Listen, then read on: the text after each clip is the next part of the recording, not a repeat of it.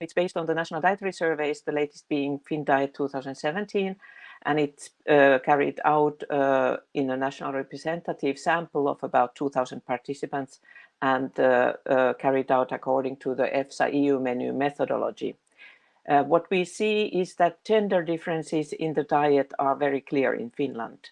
Women's diet is closer to the food-based dietary guidelines than the diet of men.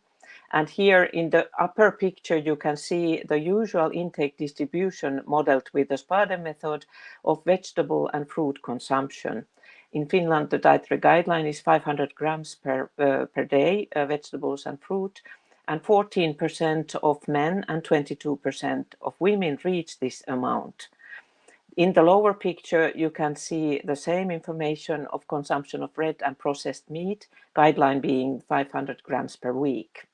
Only 21% of men, but 74% of women are inside this limit. Compared to men, women get more in their diet, more carbohydrates, fiber, vitamins A, E, C, folate, potassium, and magnesium.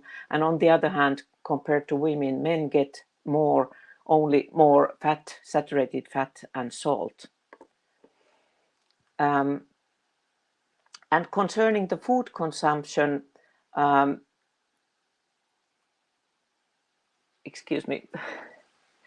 food consumption, you see here a table, and this table has food groups in rows and socio-economic population groups in columns. And where you see color, there are differences in the diet, in the food consumption. Red color meaning that consumption is less, and green color that consumption is more in the population group. And most differences are seen between different educational levels. Lower education is associated with more red and processed meat consumption, less white meat consumption, less vegetables and fruit, less legumes and nuts and seeds. These are foods playing a role in the climate-smart dietary transition. This is the case both in men and women. In the highest income quartile, more vegetables and fruit, more nuts and seeds and other than liquid milk products are consumed, that is, for example, cheese. But cereals are consumed more in the lower income groups compared to the highest income group. Urban men consume less red and processed meat, less liquid milks and less vegetables and fruit, but more nuts and seeds compared to semi-urban or rural men. The same pattern is seen among women, but no differences is seen in the vegetable and fruit consumption in women by urbanization level. Then we go to the next slide. And here you can see nutrient intakes, but described as a proportion of population group reaching the dietary reference values. And here also more color, you see the more differences you see. Red is smaller proportion of population group and green is higher proportion of population group. And you can see right away that there are less color in this slide than in the food consumption slide.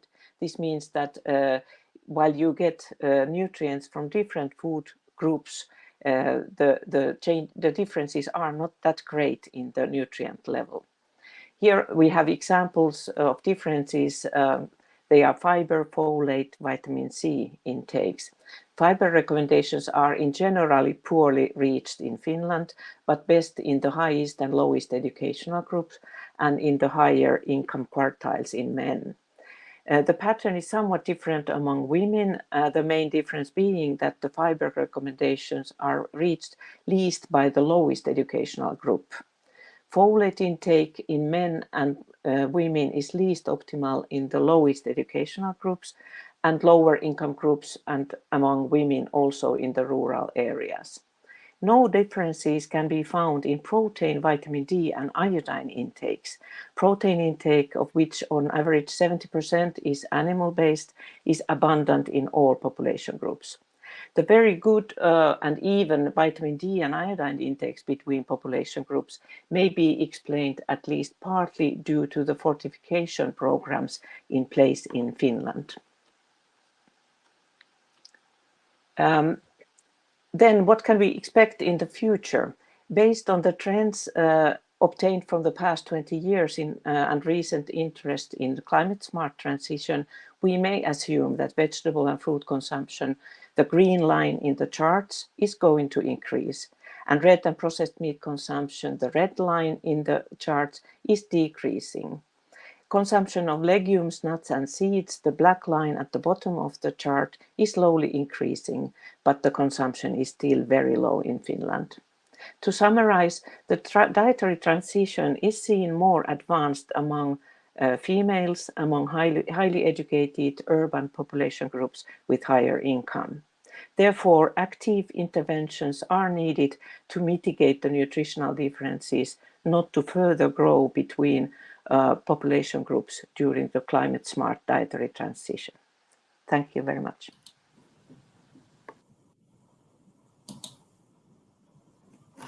Thank you. Thank you for the opportunity to tell you about the Finnish school food system and how the sustainable eating and climate actions and healthy diets can actually be made and go hand in hand there. So I will talk you shortly about healthy and sustainable diets for all and dietary change and kids' engagement in that change via school meals.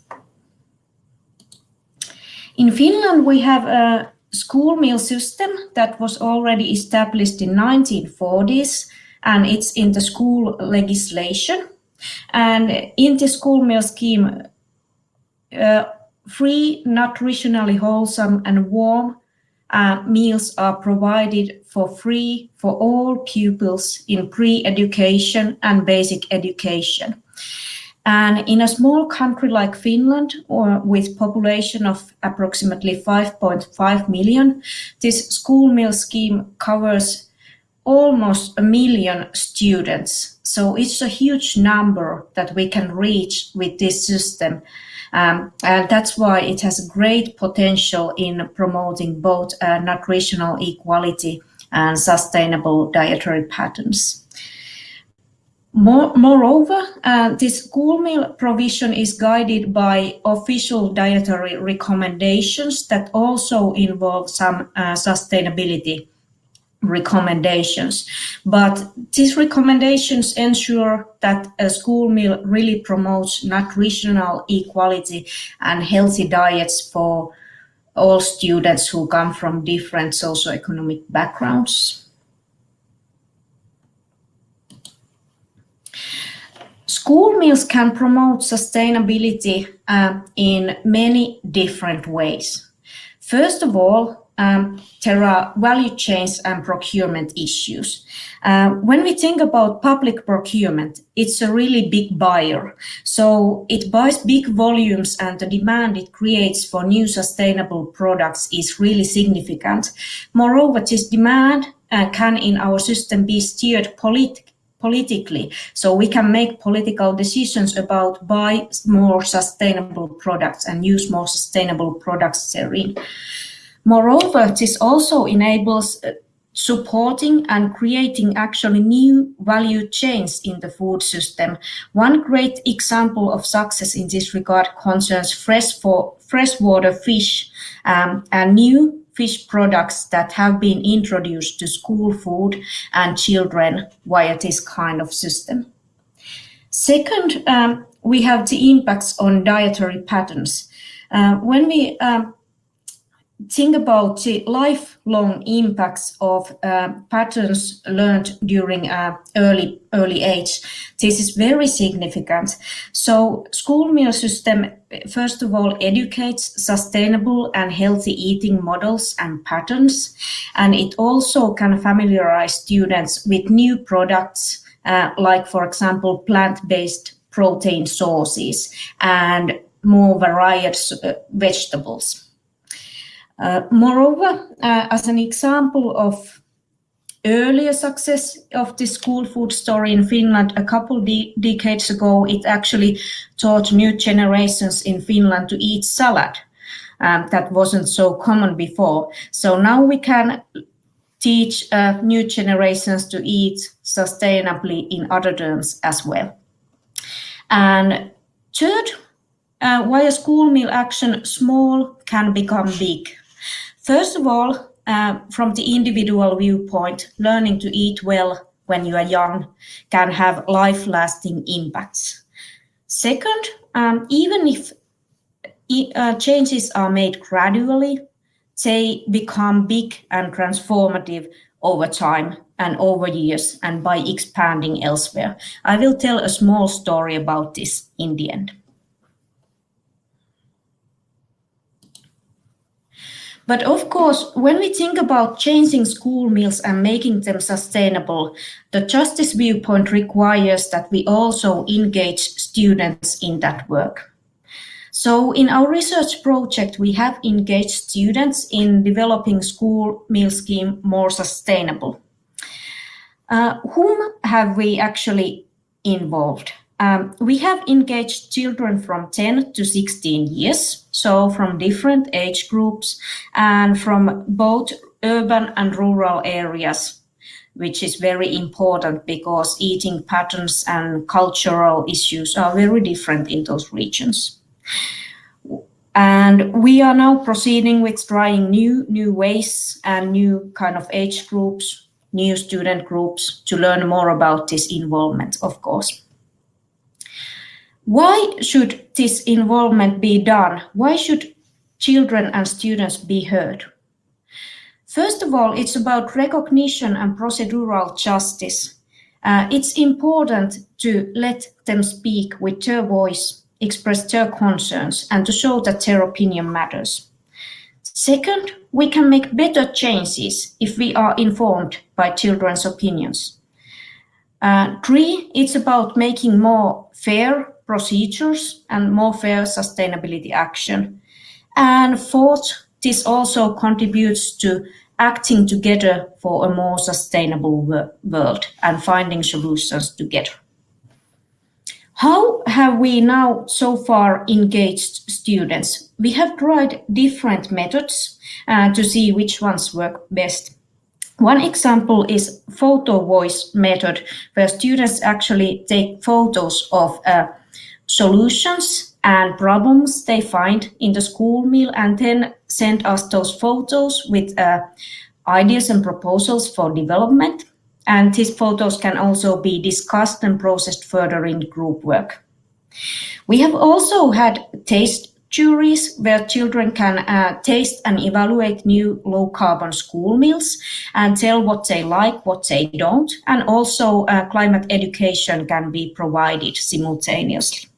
And we have also had traditional questionnaires about what kinds of foods would taste better and what not. So just to give you a very small little peek to ideas and solutions that students have provided, you can see that there have been suggestions of replacing meat with plant-based proteins, of serving more fresh rye bread to make children eat more frequently and more wholesome in school, to reject those meat foods that are not considered tasty. There is also positive feedback about sustainable fish and especially the sauce served with it, but good sauce makes the fish good, so this is really important. And also suggestions about more diverse serving of vegetables with school meals. And now finally, one example of this story about how small becomes big. So actually, a couple years ago, we started with one minor experiment about counting the climatic impacts of school meal in one municipality, and then designing a school meal menu with a halved carbon footprint. So it was really nice experiment. It was very educating for both researchers and school catering personnel. We experimented one full week of this new menu in practice and asked feedback from children. They mainly liked the food. And after that, we have provided this brochure and this model and experiments related to it have now spread over several municipalities in Finland. And now this is kind of really joyful moment for me to be able to tell that now we have this brochure and project story told also in an English brochure to tell how we can change the world step by step with children. Thank you so much.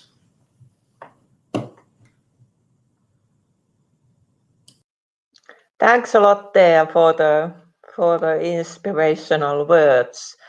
Now I'm looking at please do put some questions to the chat, so I'll take them from there. And there was one question about the picture showing that the students could choose the food by themselves, which is not the case. Can you tell a bit about how the food is served at the Finnish schools and what options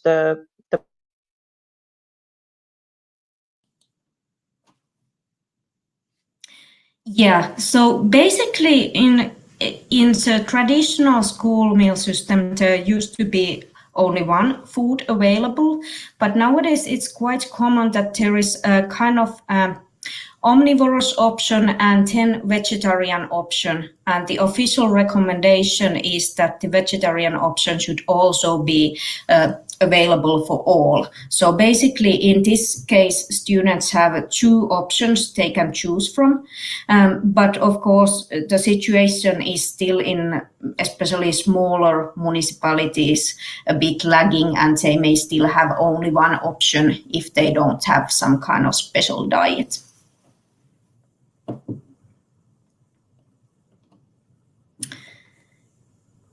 It seems that, at least for me, Minna's internet connection has some problems. Does it appear same to you, Liisa? Yes, I lost Minna. Yeah, so I suppose we can now pick some questions.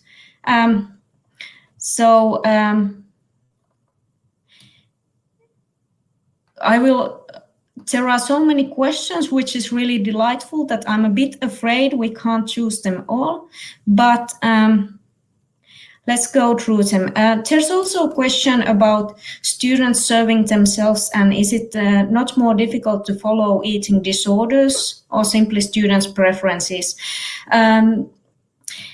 Yeah, this is kind of two-headed sword, because on the other hand, there is a risk that students take only, for example, some components of the meal or just don't eat at all. With smaller children, they are eating with the teacher. So in that sense, there is kind of some kind of monitoring and counseling.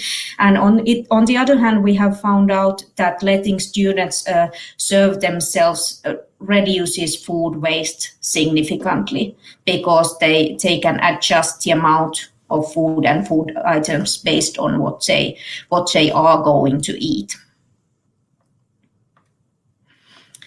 And there's also in the chat you can find a link to this school meals leaflet. And then there's the question, were organic foods incorporated in the program? I suppose this refers to this climate impact program.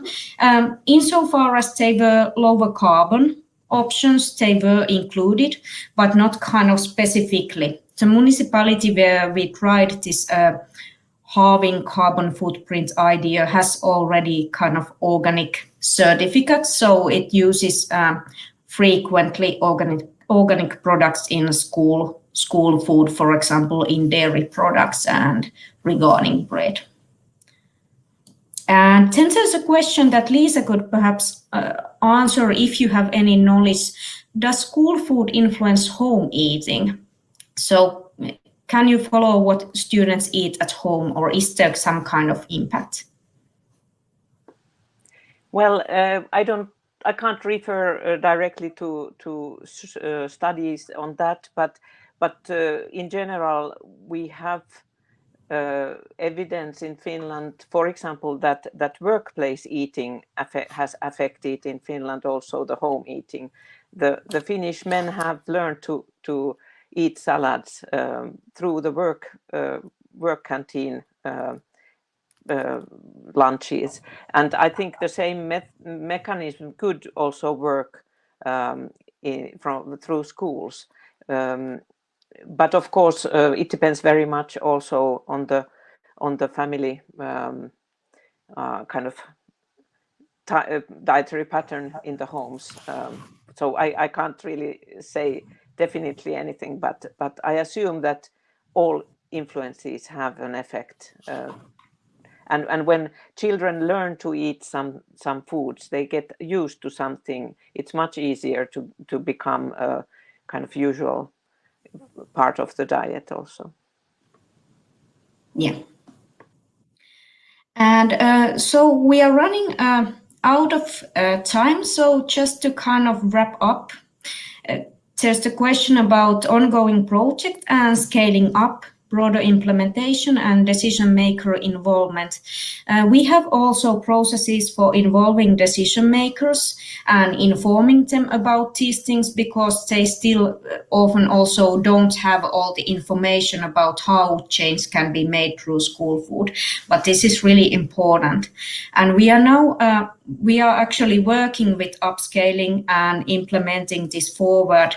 Of course, the question of how this could be implemented abroad is a very interesting but difficult one, but we really would like to see something similar being tested elsewhere, because this school meal system is quite unique in the world. But if you want to stay updated about our project, please consult our webpage, justfood.fi, to get updated. And thanks for putting that last slide there. So we are really working forward to bring the impact broader and further. Is there something, Liisa, that you would like to add here? Well, I think we have used our time, if I have understood correctly. So thank you very much for your attention, and let's be in contact. Thank you very much.